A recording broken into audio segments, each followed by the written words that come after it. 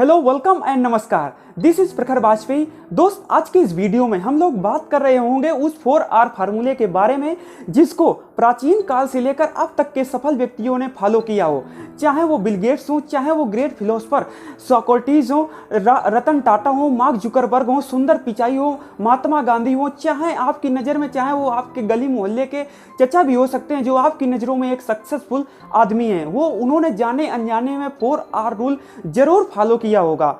तो दोस्त, अब आपके मन में प्रश्न आ सकता है कि भैया आपको कैसे पता कि मेरे मोहल्ले के चचा ने 4R रूल फॉलो किया है, या बिल गेट्स ने क्या आपको पर्सनली मैसेज किया है कि नहीं मैंने 4R रूल फॉलो किया है। तो दोस्तों, मैं आपको बता दूं कि अभी तक मैंने जितनी भी बुक्स पढ़ी हैं, जैसे कि the magic of thinking big, how to win friends and influence people and so on, जितनी भी पढ़ी हैं जैसे कि पर्सनालिटी डेवलपमेंट से रिलेटेड, तो उन सभी में कहीं ना कहीं 4R पर जोर दिया गया है।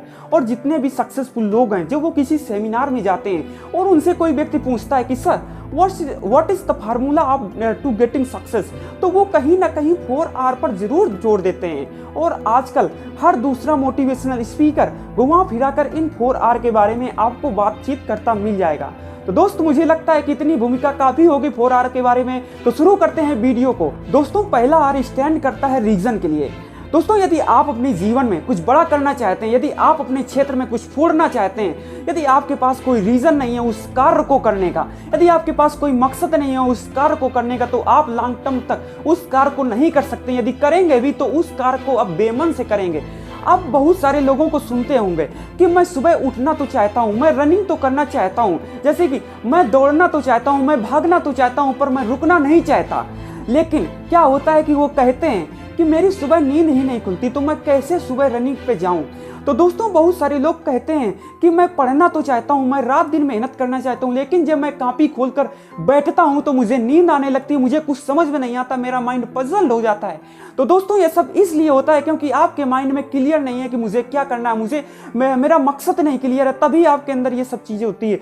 जिस दिन आप अपने अंदर का मकसद क्लियर कर लेंगे, जिस दिन आप अपने रीजन को फाइंड कर लेंगे कि नहीं हमें पढ़ाई करना है इस वजह से, हमें अपनी हेल्थ को इंप्रूव करना है इस वजह से, आपको जिस दिन क्यों का रीजन का पता चल जाएगा, आपके अंदर एक डायरेक्शन आ जाएगी और आपके अंदर जो मकसद होगा वो एक गाड़ी में जैसे पेट्रोल काम करता है उसी तरह से काम करेगा। और मैं चाहूंगा कि आप अपने जीवन के मकसद को एक बड़े लेवल पर क्रिएट करें। जितना बड़ा मकसद होगा उतनी बड़ी एनर्जी होगी। आपने इस चीज को फील भी किया होगा। तो दोस्तों, आशा करते हैं कि आप अपने जीवन का मकसद जरूर निर्धारित करेंगे यदि अभी तक नहीं किया है। तो शुरू करते हैं दूसरे पॉइंट को। दूसरा R स्टैंड करता है रिसर्च के लिए।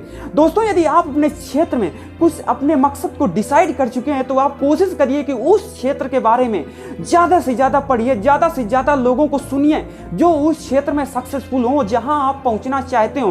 कोशिश करिए कि आप उसी तरह का फ्रेंड सर्किल डिसाइड कीजिए और जो लोग सक्सेसफुल हो चुके हैं जिस फील्ड में आप जाना चाहते हैं उनसे बात कीजिए और अपने नजरिए को रखिए कि नहीं सर, मैं इस पॉइंट ऑफ व्यू से इस विषय पर कार्य कर रहा हूं, क्या मेरा पॉइंट ऑफ व्यू सही है। जैसा वो कुछ बताएं उनकी बातों को ध्यान से सुनिए। आई एम नॉट सेइंग कि उनकी बातों को एज इट इज फॉलो कीजिए, लेकिन उनकी बातों को सुनिए, उनकी बातों से समझिए।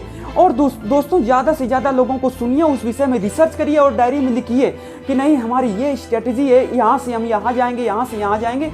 तो दोस्तों, जब क्या होता है कि हमारी मंजिल का हमें रास्ता पता होता है तो हम मंजिल तक आसानी से पहुंच जाते हैं। हो सकता है कि आप बिना रास्ता डिसाइड किए मंजिल की ओर निकल पड़े, आपको समय लग सकता है, लेकिन आप आजकल का वो समय आ गया है कि हमारे पास समय कम है लेकिन हमें चीज़ें बहुत सारी करनी है।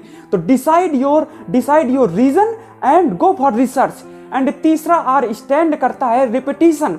रिपीटिशन को आप कई कंटेस्ट में ले सकते हैं, जैसे कि रिपीटिशन का मतलब ये है कि यदि आप स्टूडेंट हैं तो रिपीटिशन का मतलब ये है कि यदि आपने अपना कोर्स एक बार एंड कर लिया है, समाप्त कर लिया है, तो उसे बार बार रिपीट कीजिए। दोस्तों, जो टॉपर्स हुए हैं वो बताते हैं कि हमने बहुत सारी बुक्स नहीं लगाई, ये बुक्स को कई बार रिपीट किए हैं और वो कहते हैं कि मैंने एक साल में कम से कम 15 से 20 बार अपने कोर्स को रिवाइज किया। दोस्तों, revision is important, repetition is important.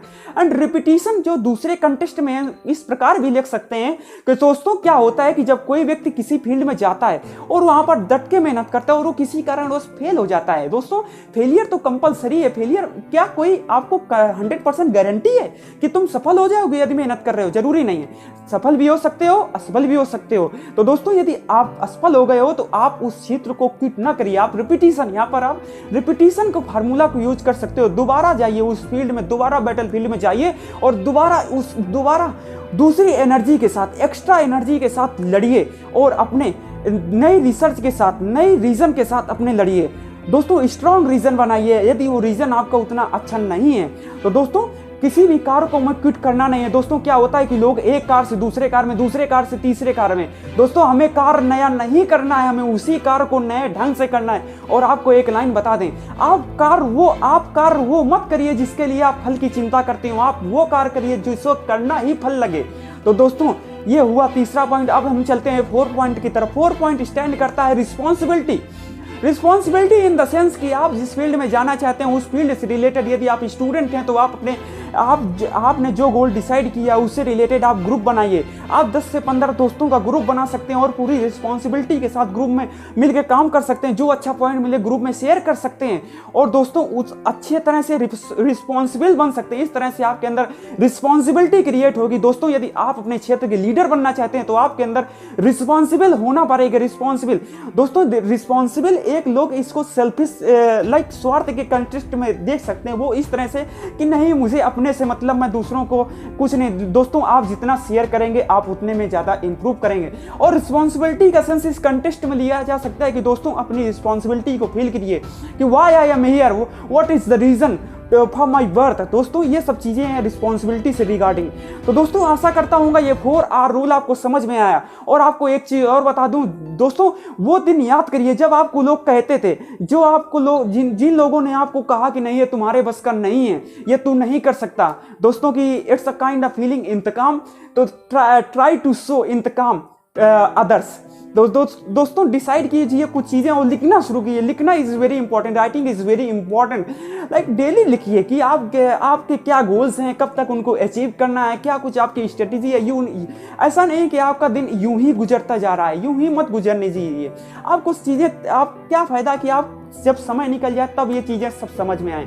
तो आशा करता हूँ कि आपको समझ में आया होगा। एक बार फिर रिपीट कर देते हैं कि पहला R स्टैंड करता है रीजन के लिए, दूसरा रिसर्च के लिए, तीसरा रिस्पॉन्सिबिलिटी, चौथा रिपीटिशन। तो दोस्तों इनको एक कागज पेन में लिखिए और यदि आपने इन पर अभी तक वर्क नहीं किया है तो कोशिश करिए कि इन पर वर्क करें और दूसरे की मदद भी ले सकते हैं। और जो रीजन है इस पर जरूर कोशिश करिए। आप लोग क्या होता है कि हम लोग पढ़ने लगते हैं, सोचते नहीं है कि हमें क्या पढ़ना है, कैसे पढ़ना है। उससे ज़्यादा एनर्जी हम 10-10, 12-12 घंटे पढ़ने में वेस्ट कर देते हैं। दोस्त 1 घंटे निकाल लो, वे सब चीज़ें सोच के पहले डिसाइड कर लो क्या फ़ायदा इस 12 घंटा पढ़ने का। तो दोस्त आशा करते हैं समझ में आया होगा।